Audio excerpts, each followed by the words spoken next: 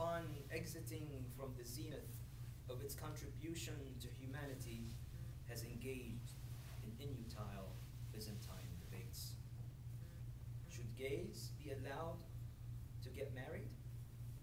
As if the marriage of secular heterosexuals is so successful that gay marriages have more than a remote chance of being more meaningful than a sumptuous exercise in secularism and galvanizing for a unifying cause.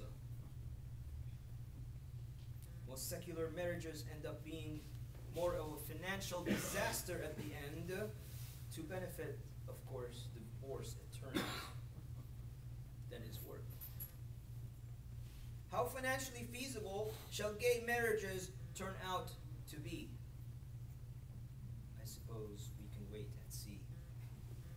So let's worry ourselves with the future of our children rather than worrying about projects doomed for failure anyway. I say, let us exercise hinka and hikmah. Hinka and hikmah before we take on radical positions that does not serve to sidestep the fears expressed by the greatest of prophets, Muhammad sallallahu alaihi wasallam. And remember always, if we are steering clear from centrism, wasat, we are steering our community exactly in the direction Muhammad the Prophet was fearful of. What is hinka, you ask? And what is hikmah?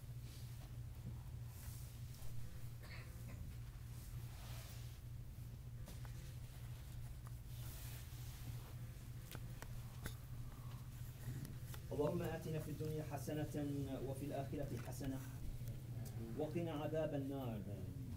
Our Lord, grant us excellence in this life and excellence in the hereafter, and save us from the torments of the fires of sin.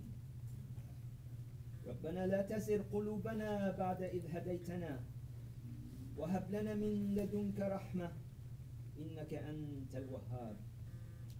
Our Lord, let not our heart deviate after you have guided us, and have mercy on us, and provide for us from your own, for certainly you are the most liberal provider. والصلاة والسلام على سيدنا محمد. Invocations of blessings of peace upon Prophet Muhammad.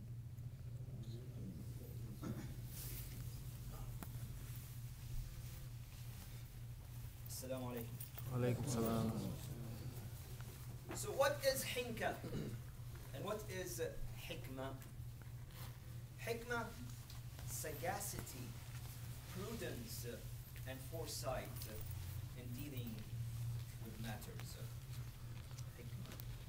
What about hinka? Hinka is sophistication in dealing with worldly affairs.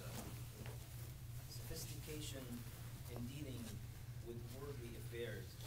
Now add to that being centrist and moderate, and you have an Islamic solution to things and a way out of things. We know that radical stance never served us at any point in time. You can disagree with the beliefs of some or disagree with their behavior, but you can find support and cooperation from them on many other issues. Did the Prophet and the companions not cooperate with pagan Arabia? They did. Did they not disagree with them? Yes. And when they fought them, did the Muslims not stand in union to fight back? Yes. We are not pacifists, but we are peace-seeking people. Liwat, the practice of homosexuality, the Prophet Muhammad feared would cause problems for his ummah, as the hadith clearly communicated. Churning up young Muslims, religiously devout youth, to go out shooting BB guns at peaceful gay men in the streets of San Francisco, as our guest, San Francisco Attorney General, is going to talk to us about. I'm not sure if the guest is here or not, but I hope that khutbah, inshallah, we will talk about the BB gun incident. Young Muslim men shooting peaceful gay men with BB guns. How is that an Islamic conduct, brothers and sisters, really? It is an indication that the mosques are not doing the Muhammadian thing of turning out progressive, savvy youth with hinka and hikmah, and a centrist, moderate approach to dealing and living in a non-Muslim dominated society. Rather, we're turning out young men acting on paranoid, homophobic, un-Islamic, bovine rhetoric. We are turning out young men acting on paranoid, homophobic, un-Islamic, bovine rhetoric. During a forum in one of the neighboring churches last weekend, some of our beloved guests and I discussed how important it is to learn from the examples of our leaders of old, to watch how centrist and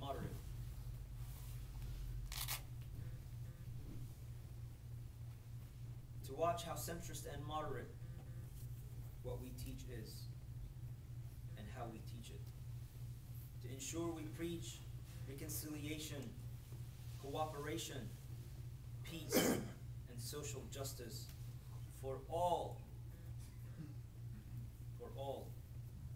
and how important it is for us minorities to start signaling our readiness to free ourselves from the trappings of political correctness. Are we ready? Are we ready to free ourselves from the trappings of political correctness so as to mature to a higher, more real, more meaningful dialogue with the other, without spinning wheels in the same tracks year after year, making noise and wasting rubber without going forward? So I said in the forum, my example and leader is Muhammad the Prophet sallallahu alaihi wasallam.